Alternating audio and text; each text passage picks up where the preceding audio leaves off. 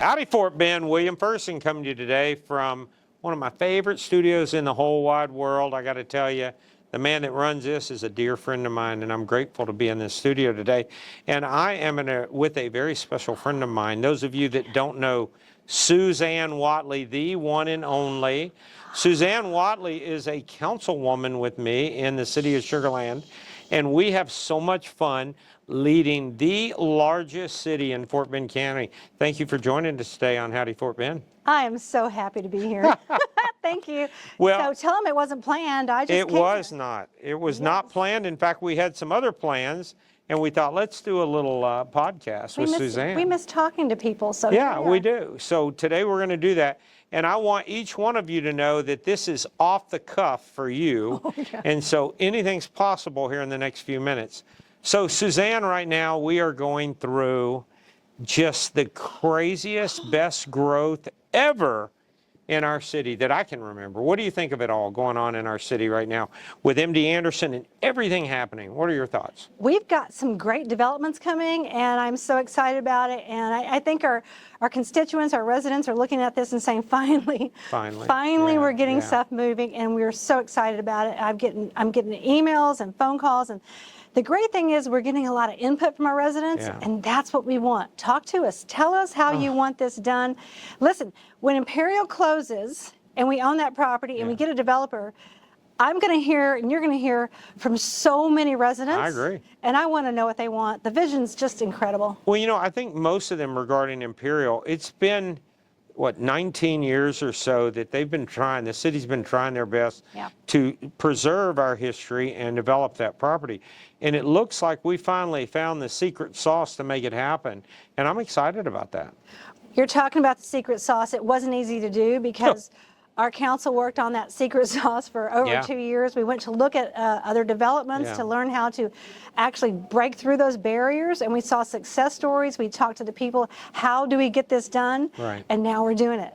We're doing it. And you know, everything comes with an expense, but the return in this case is grand. I mean, everything from preserving the Char House, which so many people want to save, and I understand why I love history, so preserving, but also the investment for the redevelopment.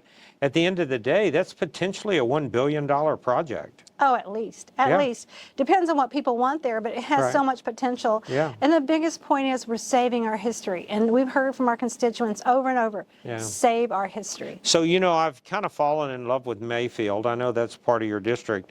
And Mayfield, the community, Vernon and everyone, they're exceptional. Yes. And Vernon's got a big to-do event coming up on Memorial Day. Yeah.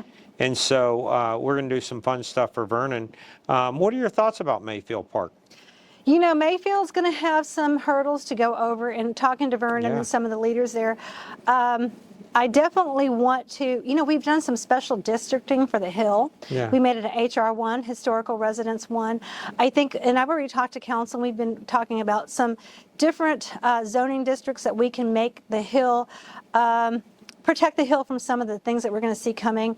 I don't want to say gentrification, but I don't want people in there to lose homes and lose value in their homes or get taxed out. So the Hill Mayfield has some work to do. Mayfield. And I'm so glad they're reaching out and willing to work with us to help them, because they're going to be overwhelmed once that place grows. Oh. We want to make sure they're a part of it. So, you know, one of the cutest comments that was given to me, made to me not too long ago, we were talking about the development of Imperial and saving the Char House. And one of the residents of Mayfield Park said something I thought was so interesting about their heart for the community. He seemed a little nervous about his question, but he said, hey, I'm excited, but do you think I can get a job there? And I said, well, I don't see why not. It's going to be a thriving place, part of our economy in the city. But the fact that he kind of went to the core of his concern, do you think I can get a job there? And I'm thinking, yeah, I think you might be able to get a job there. We'll see. I think we definitely have to support that. And whoever comes, we find a developer who listens to the residents, and hey, that's one of the things we want. We want you to have jobs or inclusivity for things that these people want, and that's one of them. Wouldn't that be cool? Mayfield Park residents working in the Imperial project. Yes. So that's an exciting one. So let's jump over, I mentioned it briefly, let's jump over from Imperial across the city to Track 5. Right now, MD Anderson's building a building that's 462,000 square feet, potentially 2,000 employees.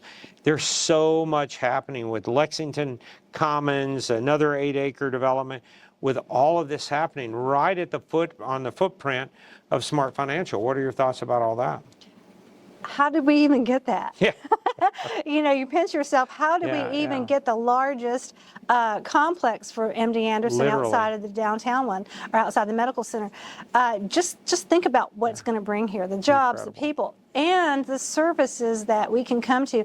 I mean, I have friends right now driving from El Campo or Wharton County all the way downtown. This is going to be something huge for people, it's incredible. not just the building and the jobs, but the services. It's going to be amazing, So amazing. what I know, and I'm sure you know as well, because we sit on a lot of similar committees, and certainly you've been a business owner for years. You and I both know when you bring those new residents of our community, because with the new jobs, with the new opportunities, there's going to be new housing opportunities. We're going to have new consumers. My excitement is we're also going to have new retail, new dining, new entertainment, like Talliard. Oh, There's going to be a lot of fun. Yeah. Houston Business Journal, #1. Yeah, go figure that out. Isn't that great? And I think we're going to see more of that because we're going to see the need for it. Yeah. And you know, one of the things that is exciting is we're developing Lake Point Green, which will be fabulous. And people are like, oh, you're going to have high-end housing. Yeah, we are. Yeah. We really are. Yeah. And you know who's going to move there? Me. And people who are going to move out of their bigger houses or out of their houses in other parts and downsize, and that's going to open up a lot of homes for these new families. Yes. We hope it will. So, you know, one of the concerns I could see it causing is the value of our city is currently nearly $22 billion. And if you add 1, 2, 3, 4, whatever billion in value, it's going to really be an appraised difference for our homes. So the property tax rate, it's so important that the city manages that well. And as the appraisals are going up, you know, potentially we can keep the tax rate reasonable. And right now we're the second lowest in the state, so I don't see why not. I think it's important for people to ask you these questions so they have an understanding of our tax rate and where it comes from. And so I saw that a candidate brought up, oh, we need to give tax cuts for veterans and tax cuts for seniors. Well, we already do. We do. We aren't, as a city, that's not what we do, but our county does. So you go look at our budget. Hey, our budget's online. You can go look. So in the 2025 fiscal year in, we gave $27 million in property tax cuts to veterans or seniors. And I go look it up. I'm not sure. But that's already in our budget. So our total assessed value takes in those cuts for, and I'm going to tell you there are many more for firefighters, first responders. We value those citizens highly. Those are already in there. So we definitely need our tax rate to stay where it is, but we have to build upon other resources to make that happen. It's called Economic Development 101. And that's what our corporate funds do from our sales tax. To understand that corporate funds and sales tax is so important. So we have to keep that cycle going. Let me tell you, one of my favorite investments from our corporate funds so far, and I'm not trying to exclude any, but that pump track that we built for, I believe it was around $600,000, has been one of the greatest outdoor destinations in our city, I think. I mean, obviously our trails, our bike trails, and all of our outdoor parks, everything. But that investment, that single investment, we've had two international UCI competitions there, one of which I actually competed in and came in last. I saw. But I came in alive, so I'm okay. There's just so much that we're able to do with those corporate funds where other cities have not really kind of found that sweet spot, and we're in it right now. So do you feel like there's anything to come? Like, is there anything like in the back of your mind that you can share? I know we have rules, but is there anything you can share, or maybe a vision you have for the city that might happen in the next 5, 10 years? Oh, there's going to be a lot that happens in the next 5 or 10 years. You know, we're building for the future, and we're seeing new ideas come all the time. It's been challenging but fun listening to people say, how do we balance what's here, the needs we have now, but gosh, what's to come, and how do we make sure that's there, and make sure we have people behind us that we are mentoring to take our place. So you know what I've enjoyed? One of my main things that I've enjoyed about serving in Sugar Land truly is the folks that I've served with. as a whole have been really good leaders, okay? Mayor Zimmerman has been fabulous. He's taught me so much. I know. And I have watched your passion for the city. It's been so fun, and I can't get enough of Stuart right now. He just cracks me up. He's so smart, but he's also clever. He's witty. And so I've really enjoyed that about our council. And I really believe that we are, you know, I'm going to use the right word in a positive way. We're dreamers. We see a vision and we're willing to pursue it even when it's uncomfortable. And we always seem to land on our feet. I don't know if you've noticed, we're like cats. We're always landing on our feet. And our city's just thriving like crazy right now. It is. Yeah. It is. I think when you stop looking at all the negatives or listening to the negatives, yeah. Who people maybe who have agendas and look at the city as a whole, Sure. people are thriving. Wow. And, you know, Stuart and I had lunch today, and he said something really interesting. He put it in context. He goes, whoever the people would send us. Yeah. And I realized at that point, this election has been hard. It's been difficult for him and I. Oh, my goodness. Because all we really want in this is truth and leadership. Yeah. And we want to be honest about what's happening. And Sure. we started answering a lot of questions on an honesty basis. But he said, whoever the people send us, we realize the people are going to send us who they want. Right. And he said, we're just going to have to work hard to bring them on board Right, and to I teach agree. them, because we have 4 new people coming on. Right. And our concern is how do we teach them everything we know about the process, because people don't know the process till they get here. That's Wow. only fair. Well, you know that. Yeah, no, I do. And you know, something just dawned on me. People don't know this. How long have you been on council? When did you get on? 4 years. So 4 years you've been on council? 4 years in May, yeah. You have learned a lot, haven't you? It's drinking from a fire hose Every day. every day.